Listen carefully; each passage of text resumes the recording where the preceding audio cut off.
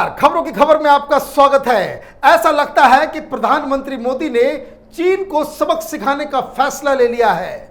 एक तरफ सेना को खुली छूट दे दी गई है कि अब अगर चाइनीज हिंदुस्तान की जमीन की तरफ कदम बढ़ाते हैं तो उनका स्वागत गोलियों और तोपों से किया जाए। इसकी खुली छूट सेना को मिल चुकी है। साथ ही साथ कल उन्होंने एक ऐसा फैसला लिया है जिसकी तारीफ पूरी दुनिया में हो रही है। एक ही झटके में मोदी सरकार ने 59 चाइनीज ऐप्स को हिंदुस्तान में बैन कर दिया गया है और ऐसा बताया जा रहा है कि कई सारे देश प्रधानमंत्री मोदी के इस फैसले का अनुकरण करने वाले हैं, उस फैसले को अपने अपने देशों में लागू करने वाले हैं। कहने का मतलब ये कि चीनियों को भारत से दुश्मनी करके बहुत बड़ा झटका लगने वाला है।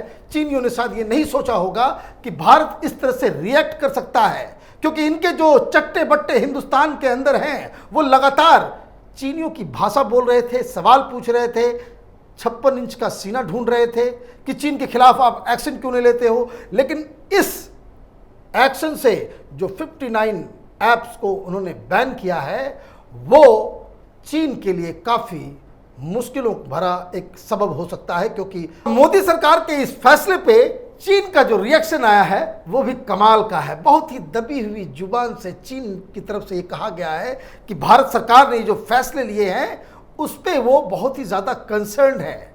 चीन की कंसर्न क्या है, वो क्यों परेशान हो रहा है इस तरह के फैसले से, ये मैं आपको आगे बताऊंगा। लेकिन एक बात यहाँ पे कहना ज़रूरी है कि प्रधानमंत्री मोदी ने 59 ऐप्स को तो बैन कर दिया, लेकिन एक जो सबसे बड़ा वायरस है उसको अभी तक उसके खिलाफ कोई एक्शन नहीं लिया है। वो वायरस क्या है वो आगे मैं आपको बताऊंगा, लेकिन पहले समझते हैं कि क्या जो लीगल पॉइंट्स हैं कि किस तरीके से इन चाइनीज ऐप्स को जो बैन किया गया है उसका आधार क्या है। भारत की तरफ से कहा गया है कि ये जो चाइनीज ऐप्स जो हिंदुस्तान में ऑपरेट कर रहे हैं वो हिंदुस्तान की सॉवरेनिटी, संप्रभुता और इंटीग्रिटी मतलब अखंडता का ये बाधक है। एक दूसरी बात कि ये लोगों की डाटा को चोरी करके अपने यहाँ लेके चला जा रहा है। तीसरा जो सबसे अहम पॉइंट है कि ये हिंदुस्तान के लोगों के प्राइवेसी का भी हनन है। और ये मुद्दे ऐसे हैं जिसको लेकर के पूरी दुनिया में इसको लेकर के चिंताएं थी कि ये चाइनीज अपने यहाँ तो यूट्यूब भी नहीं चलने देते, फेसबुक नहीं चलने देते, ट्विटर नहीं चलने देते, जो पूरी दुनिया का ग्लोबल ऐप्स है उसको चाइना अपने यहाँ तो अलाउ करता नहीं है और दूसरी जगह हर जगह जाकर के घुस करके वो फोन में जाकर के वो लोगों के डाटा को जो है वो चोरी करता है। और मैं आपको बता दूं कि मोदी सरकार ने ये जो फैसला लिया है ये एक कानून के तहत लिया गया फैसला है। ये article 69A of information technology act के तहत ये कार्रवाई की गई है, जिसमें सरकार के पास ये अधिकार है कि जब उन्हें लगता है कि कोई भी एजेंसी या कोई भी ऐप, कोई भी डिजिटल मैकेनिज्म ऐसा हो जिसके जरिए हिंदुस्तान की अखंडता, एकता, उसकी संप्रभुता और हिंदुस्तान के लोगों के फंडामेंटल राइट्स का हनन हो रहा है तो उसको बैन किया जाए। लेकिन कई सारे लोगों के पेट में दर्द हो रहा है कि भाई चाइना का क्यों आप परेशान कर रहे हो, ये वामपंथी, ये लेफ्ट लिबरल कबाल, ये सवाल पूछ रहे भाई इससे क्या होगा, इस बैन करने से क्या होगा, उसे क्या हमारी जमीन वापस आ जाएगी या चीन से हम युद्ध लड़ लेंगे। इनका जो कंसर्न है उस पर मैं आगे आपको बताऊंगा, लेकिन पहले समझिए कि किस तरीके से प्रधानमंत्री मोदी का ये जो फैसला है वो चाइनीज को हिट कर रहा है, चाइनीज के लिए एक परेशानी का सबब बन गया है।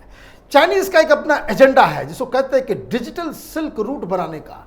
सिल्क रूट क्या है, तो पुराने जमाने में चाइना से यूरोप तक एक बिजनेस का एक रास्ता हुआ करता था जिसको कहते हैं सिल्क रूट। चीन से सिल्क जो है पूरी दुनिया में जाया करता था, इसलिए उसका नाम सिल्क रूट रखा गया है। इसी तरीके से जो चीन एक तो रोड भी बना रहा है और उसी तरीके का एक साइबर वॉरफेयर के लिए इन्होंने इनके दिमाग में एक डिजिटल सिल्क रूट बनाने का था।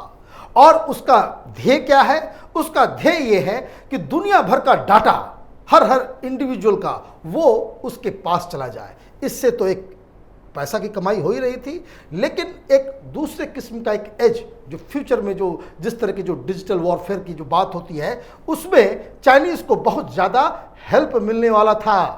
अब ये जो बैन लगा है इसका एक मोटा मोटी समझ लीजिए कि इसमें कितना ज़्यादा इम्पैक्ट आने वाला है चीनियों को। अब ये जो ऐप्स हैं, ये सारी लिस्ट आप देखिए जो ऐप्स जिन पे बैन लगाया गया है, और इस ऐप्स में अगर आप देखें तो जो टिकटॉक है इसमें कम से कम 200 मिलियन लोग जो है हिंदुस्तान के यूज़र जो है उसको इस्तेमाल करते हैं। शेयर इट 200 मिलियन के आसपास है, यूसी ब्राउज़र 130 मिलियन के आसपास है, एमआई कम्युनिटी 80 मिलियन। इस तरह से बहुत सारी चीज़ें। मैंने कहने का मतलब ये है कि हिंदुस्तान में 450 मिलियन लोगों के पास स्मार्टफोन है, उसमें से 300 मिलियन लोग चाइनीज़ ऐप्स का इस्तेमाल करते हैं। मतलब 300 मिलियन लोगों का सारा डाटा, फोटोग्राफ, इंफॉर्मेशन सब कुछ चाइनीज़ के पास है। और मैं आपको बता दूं कि ये एक इकॉनमी, पैसा कमाने का तो बहुत बड़ा जरिया था ही चाइनीज़ के लिए। इन कंपनियों को तो उसका झटका लगेगा ही, क्योंकि हिंदुस्तान सबसे बड़ा जो चाइनीज़ ऐप्स हैं उसका सबसे ज़्यादा इस्तेमाल करने वाला कोई मुल्क है, सबसे ज़्यादा संख्या में, तो वो हिंदुस्तान है। और जैसे ही ये हिंदुस्तान में बैन होगा तो इसका मतलब है ये सारी जो कंपनियां हैं, जो ये टिकटॉक हो गया या शेयर इट हो गया, इन लोगों को बहुत बड़ा आर्थिक झटका लगने वाला है और इनकी जो साख है पूरी दुनिया में वो खत्म होने वाली है। प्लस हिंदुस्तान के सामने एक मौका मिलेगा, हिंदुस्तान के जो सॉफ्टवेयर इंजीनियर्स हैं, कि हम उस तरह के ऐप्स को हिंदुस्तान में नए तरीके से, नए सिरे से जो है उसको बना सकते हैं, ताकि हमारा डाटा हिंदुस्तान के अंदर ही रहे और चाइनीज़ इस पूरे मार्केट से, हिंदुस्तान से वो बाहर हो जाएं। सरकार बहुत सारे करार को तोड़ रही है, बहुत सारे इंफ्रास्ट्रक्चर प्रोडक्ट्स से चाइनीज़ कंपनीज को बाहर कर किया जा रहा है। अभी जो 5G का जो होने वाला है, आगे 5G का जो पूरा सिस्टम बनने वाला है, उसमें भी चाइनीज़ कंपनियों को बाहर रखने का फैसला किया गया है। ये काम सिर्फ हिंदुस्तान में नहीं हो रहा है, पूरी दुनिया में हो रहा है। और इसलिए प्रधानमंत्री का ये जो फैसला है, पूरी दुनिया में इसकी चर्चा हो रही है, लोग तारीफ कर रहे हैं। लेकिन हिंदुस्तान में एक जो वायरस है, जो चाइनीज़ वायरस है, जिसके बारे में मैंने आपको कहा कि इस पे भी बैन लगाना बहुत ज़रूरी है। और ये वायरस क्या है? ये वायरस है विचारधारा का वायरस, ये वायरस है कम्युनिज्म का वायरस। ये जो तमाम जो लेफ्टिस्ट हैं हिंदुस्तान के अंदर में, कल से ये छाती पीट रहे हैं कि ये काम नहीं करना चाहिए। आप हर चीज़ में अचानक से इनको लग रहा है कि अब देखिए इनके टेलीविजन डिबेट्स में जो वामपंथी आते हैं, सीपीएम के, सीपीआई के जो प्रवक्ता आते हैं, वो कहते हैं कि देखिए ये चाइनीज़ प्रोडक्ट्स को बैन करना कोई सही सोल्यूशन नहीं है। और अचानक से ये खुद को कह रहे हैं कि भाई आप चाइना का फेवर क्यों कर रहे हो, तो अचानक से ये गांधी बन जाते हैं। 2 मिनट पहले ये माओइस्ट होते हैं, लेनिनिस्ट होते हैं, और जहां ये सवाल पूछा जाता है कि हिंदुस्तान और चाइना के बीच युद्ध हो रहा है, आप चाइनीज़ के साथ क्यों खड़े हो, तो ये कहते हैं कि भाई हम तो गांधी हैं, हम वॉर के खिलाफ हैं, किसी भी पड़ोसी मुल्क के साथ वॉर हो उसके खिलाफ है। अच्छी बात है, आप वैसे भी आपका तो ये इतिहास रहा है कि जब 62 में चाइनीज़ ने हमला किया था तो आप यहाँ पे मिठाइयाँ बांट रहे थे कि भाई पीएलए आ रही है हिंदुस्तान के अंदर में, वो आर्मी आ जाएगी तो लोगों को आज़ादी मिल जाएगी। हिंदुस्तान में जो आज़ादी है वो आज़ादी वो झूठी है। पाकिस्तान के साथ जब भी होता है तो आप सवाल पूछने लगते हो। तो ये एक अलग किस्म का वायरस है जिसके ऊपर भी लोगों को समझना चाहिए कि इस तरह के लोग, इस तरह के जो गद्दारी, ये जो वामपंथी करते हैं हिंदुस्तान के साथ, इनको भी पहचानने की ज़रूरत है। लेकिन बहुत सारे जो जैसे खास करके सिर्फ कांग्रेस पार्टी, वो इस फैसले से नाराज़ है। नाराज़ किस लिए है? वो नाराज़ इसलिए है कि एक तो चाइनीज़ कम्युनिस्ट पार्टी के साथ इनका कुछ सेटिंग है, वो पैसे ले रहे थे। लेकिन इन सब के अलावा समझने वाली बात क्या है? समझने वाली बात यह है कि प्रधानमंत्री मोदी की राजनीति को इस तरह से समझना चाहिए कि चीन के साथ अगर युद्ध हो रहा है, जिस तरह से बॉर्डर पे जो प्रॉब्लम्स आ रही हैं, उसमें उन्होंने एक आर्मी को तो खुला छूट उन्होंने दे दिया है। आर्मी चाइनीज़ आर्मी से निपट लेगी, ये पूरा विश्वास है। लेकिन चीन से लड़ने का दायित्व तो सिर्फ आर्मी के ऊपर छोड़ा जा सकता है क्या? यहीं पे जो बड़े लीडर्स होते हैं, जो दुनिया भर के जो बड़े लीडर्स होते हैं, जो वो पॉलिसीज कुछ बनाते हैं या कोई योजना करते हैं या कोई स्ट्रेटजी बनाते हैं, उसमें ये देखा जाता है कि किस तरीके से आप अपनी जनता के साथ मिलकर उस प्रॉब्लम को सॉल्व करने में जुटते हैं। कोरोना का मसला आया, किस तरीके से प्रधानमंत्री मोदी ने पूरे देश के लोगों को जो है वो एकजुट किया। अब क्या उसका नतीजा निकल रहा है, नहीं निकल रहा है, वो हम लोग सब देख रहे हैं कि बड़े बड़े देशों से हमारे यहाँ जो डेथ की संख्या जो है वो कम हो रही है। उसी तरह से ये चीन का जो मुसीबत आया है हिंदुस्तान के ऊपर, तो उन्होंने क्या किया, ये ऐप्स को बंद करना सिर्फ चाइनीज कंपनियों को भारत से बाहर निकालने का जरिया नहीं है। आप ये समझिए, 450 मिलियन लोग स्मार्टफोन यूज करते हैं और 300 मिलियन लोग चाइनीज ऐप्स का इस्तेमाल करते हैं। चीन के साथ जो हमारी लड़ाई है ये सिर्फ बॉर्डर तक अब सीमित नहीं रही।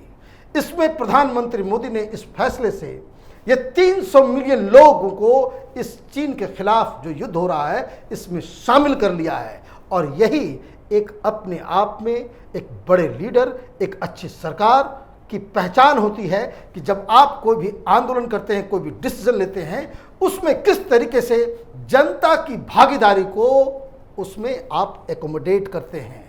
ये गांधी जी हिंदुस्तान में इतना बड़ा स्वतंत्रता संग्राम जो है उन्होंने लॉन्च किया, ये 10-20 बड़े लीडर्स की वजह से नहीं सक्सेसफुल हुआ। ये इसलिए सक्सेसफुल हुआ कि आम भारतीयों ने उसमें हिस्सा लिया था। आम भारतीयों को लगने लगा था कि अब अंग्रेजों को बाहर भगाना है। ये आंदोलन है चीन के खिलाफ। हिंदुस्तान ने मोर्चा कई फ्रंट पे खोल दिया है। एक तो डिप्लोमेटिक फ्रंट पे खुला हुआ ही है, आर्मी वो भी बॉर्डर पे लड़ने को तैयार है। और ये फैसला इसलिए अहम है क्योंकि प्रधानमंत्री मोदी ने इस फैसले के जरिए चीन के खिलाफ हो रही लड़ाई में हिंदुस्तान की जनता को भी शामिल कर लिया है। आगे इस खबर के ऊपर जो डेवलपमेंट होता रहेगा, चीन क्या रिएक्ट करता है, किस तरह से चीन का रिएक्शन आता है, क्या कार्रवाई होती है, दुनिया किस तरीके से चीन के खिलाफ एकजुट होकर के जिस तरह से भारत ने फैसला लिया है उस फैसले को अमल दराज करती है अपने अपने देशों में, इस पे हमारी नजर बनी रहेगी। आप देखते रहिए कैपिटल टीवी। हमारे वीडियोस को लाइक कीजिए, शेयर कीजिए और हमारे चैनल को सब्सक्राइब कीजिए। धन्यवाद।